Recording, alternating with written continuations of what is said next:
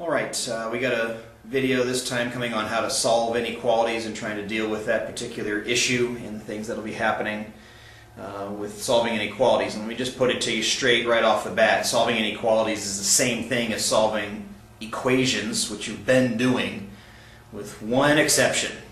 And there's a second kind of sort of exception, but there's only one actual thing that you really need to learn that's different between inequalities and equalities, and I'll explain to you why that's true when we come to the end. We'll look at the rules for now. There's an entire chapter in the book devoted to this entire subject. You can cover it all by saying it's the same as solving an inequality. You undo your multi-step, your two-sided variables, all that stuff. Everything is all the same except one small thing that you got to remember, and that's the only thing that's actually different between solving equations and inequalities. So the goal is still to isolate the variable. This is exactly like solving equations. I mean, there's really, literally nothing different about the process. The only exception is whenever you multiply or divide both sides. I'm not talking about doing a distribution on one side, and it's not addition and subtraction. It's not even subtraction. If you multiply or divide both sides, meaning you have something going on where you got to maintain balance by a negative number, not a positive even, just a negative number, then you have to flip the inequality sign, and that's the only difference. The other thing that's a small one, which should be obvious since, and I've got an example in here to try to show you that, is if you change sides with the variable, the inequality sign must follow it. So if you have 6, your numbers on this side and your x on this side, you don't like it written like that and you want to switch them, then you need to go through and do that. For example, if you had 6 is less than x as your answer and you're like, oh, I don't like that, I want to put the x on the other side, so then you would have to do x is greater than 6. Not a big deal, that's a piece of cake, and that one's fairly obvious. This is the one, 2a here is the one that you really need to remember from that standpoint. Alright. So here's our first one, looking at an inequality, and what we're looking at here is got to get rid of the 9, got to get rid of negative 3 in order to isolate the x. So I'm going to do just like I would have done before. Subtract 9, the zeros out the 9s, and leaving negative 3x is greater than 3. Now I need to divide by negative 3, and now I put this one right up front because this is illustrating the only real difference there is. When I divide both sides by a negative value, it flips the inequality sign. So this still cancels to give you 1, just like it would have if it was an equation. But now the inequality sign flips because of the division by a negative number. 3 divided by negative 3 is negative 1. It's not because it's a negative 1. That doesn't change the sign. What changes the sign is that I divided both sides by a negative number. That also happens if I were to multiply both sides by a negative number. Now, most inequalities are going to ask you to graph the thing. So in this case, I would want to toss in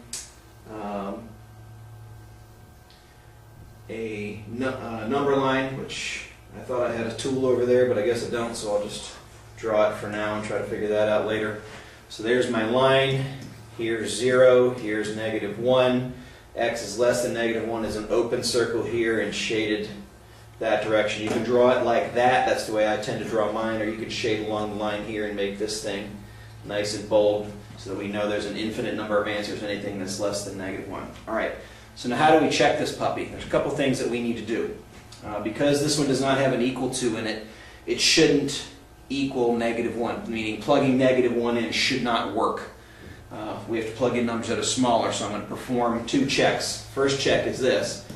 Negative 3 times negative 1 plus 9 is greater than 12. What this one's going to tell me is that negative 1 is indeed the cutoff point.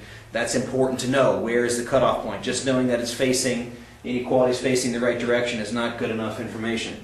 And it's also a good reason to check, because if I failed to flip it, it'll let me know that something's wrong. So this is going to be 4 plus 9 is greater than, sorry, not 4.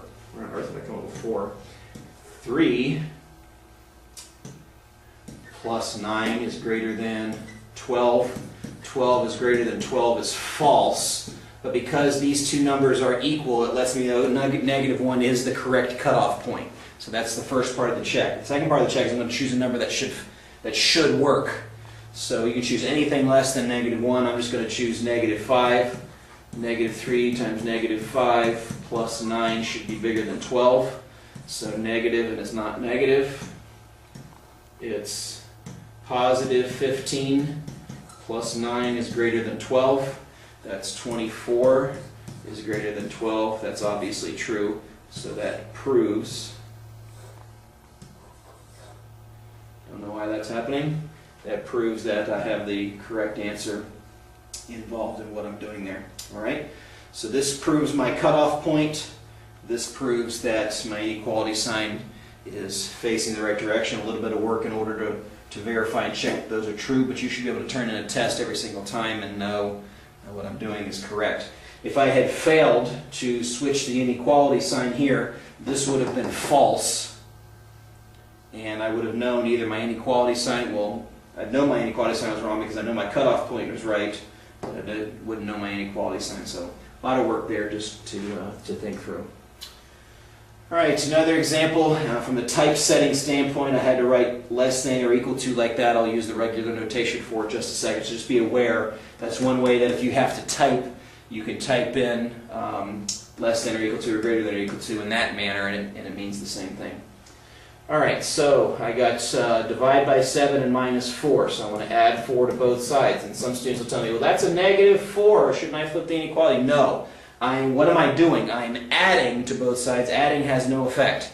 Multiplying and dividing by a negative number. This is not multiplying and dividing, and 4 itself isn't even a negative number, so that wouldn't even qualify from that standpoint anyway. So I end up with a 0 here. X over 7 is equal to what's going to turn out to be 20. Then you multiply both sides by 7. 7's cancel, so x is, it should have been less than or equal to 140. Nice big answer. Usually be asked to graph these things. So zeros here, I can use whatever scale I want. I'm really only interested in you doing that. Less than or equal to means I have a closed dot here, shaded that way. Since I multiplied by a positive number, it didn't flip my inequality, so these things should work. So I'm going to check two things. I'm going to check 140, and then I'm going to check probably 0, because that's in the shaded area in order to check. So 140 divided by 7 minus 4 is less than or equal to 16. All right, 140 divided by 7 is 20, minus 4 is less than or equal to 16. 16 is less than or equal to 16. That is true. Because this is less than or equal to, I want the match here. This proves my cutoff point is correct. It does not prove that my inequality sign is facing the right way. That's why I need another check, so I'm going to plug in 0. 0 divided by 7 minus 4 is less than or equal to 16. So 0 minus 4 is less than or equal to 16. So negative 4 is less than or equal to 16. That is also true, proving my inequality sign is facing the right direction. So checking the cutoff point, checking the direction of my inequality sign, that's how you properly check an inequality, and they usually ask for the graph as well.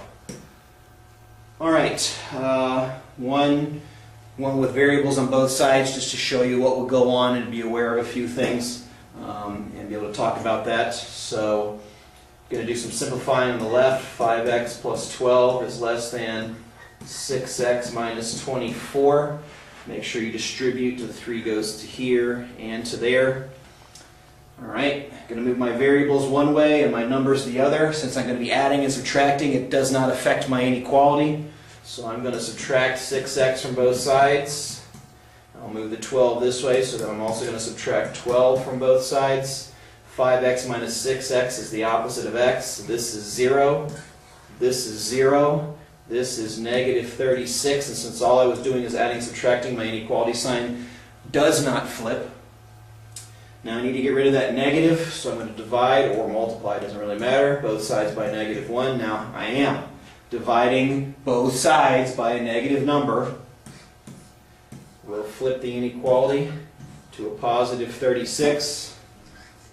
Toss your graph on here. 0, 36, open circle, shaded that way.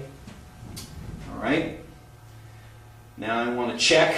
I need to check the 36, and then I need to check a number bigger than 36.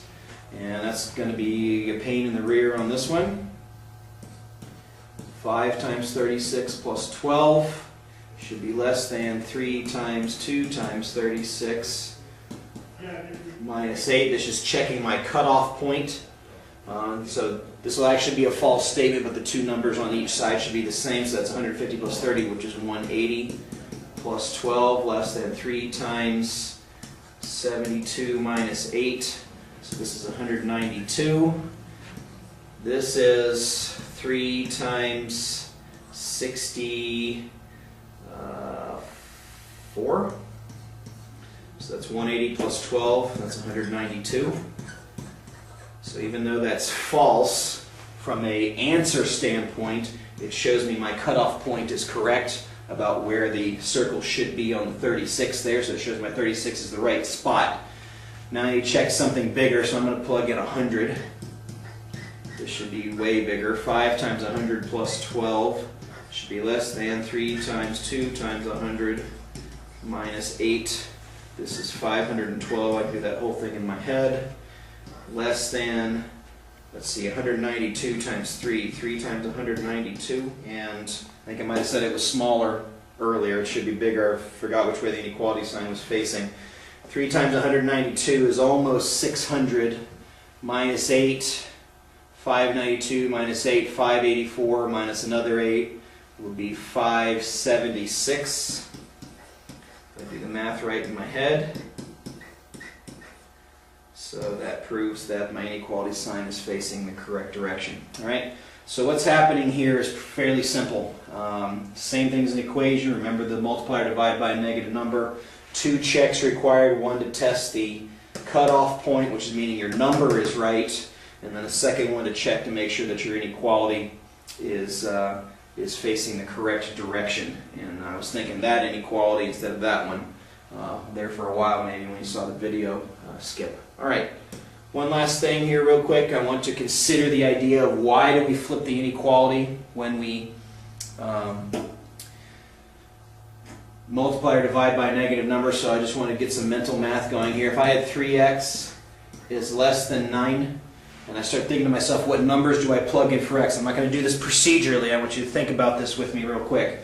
What numbers would I plug in for x in order to make this true? Well, I could plug in x is 2.9, because 3 times 2.9 would be a little bit less than 9. I can't plug in 3. I can plug in 2, I can plug in 1, I can plug in 0, I can plug in any negative number, because positive times negative will be negative. Negative number is obviously smaller than 9. So when you graph this thing, all the values below 3 are working. Okay, well that's not a big deal. That's easy to understand. All right, 3 itself doesn't work, but all the numbers less than that 3 turn out to work. So why the flip in the inequality here? Well, again, I want to do the same thing. Let me draw a bit of a number line. Let's stick 0 in here. 1, 2, negative 3. 1, 2, 3. Let's throw the 4s on there. All right. Well, can I plug 0 into this thing and have it be true? Well, yeah, 0 would work. Can I plug in 1? Yeah, negative 3 is less than 9. That one works. Can I plug in 2? Negative 6. So the magnitude of the negatives is just getting bigger. Can I plug in 4? Well, that's negative 12, so that still works. So everything over here appears to work. So notice I'm heading in the opposite direction as I was heading over here when I had the positive value. These were heading to the left. These are heading to the right. Now let's go down and see where we cut off.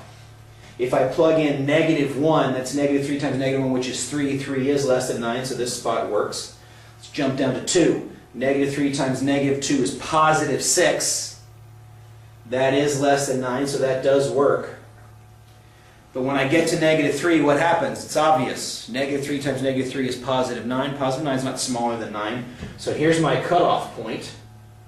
So what about negative 4? When I plug in negative 4, that's negative 3 times negative 4 is positive 12. That's not smaller. These values down here don't work. It's this way. So if you'll notice, the graph switches directions because of the value that's being plugged in there. The negative and the less than idea sends it heading off in the other direction in order to plug in the value that would happen to work. That's not a full explanation on the whole thing, why I'm maybe not satisfying to all of you, but I just wanted to give you an idea, show you a comparison.